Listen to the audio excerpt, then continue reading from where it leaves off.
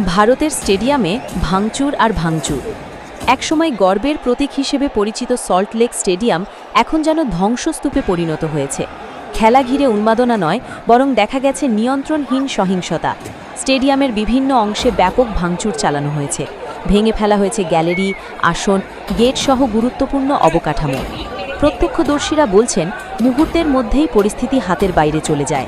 নিরাপত্তা ব্যবস্থা ভেঙে পড়ে, আতঙ্ক ছড়িয়ে পড়ে দর্শক ও আশপাশের এলাকায়।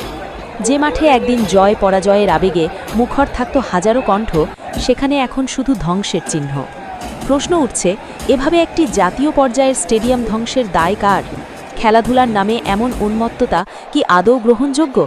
তদন্ত ও দায়ীদের বিরুদ্ধে কঠোর ব্যবস্থা না নিলে ভবিষ্যতে এমন ঘটনা আবারও ঘটতে পারে বলে আশঙ্কা করছেন অনেকেই। Thank you.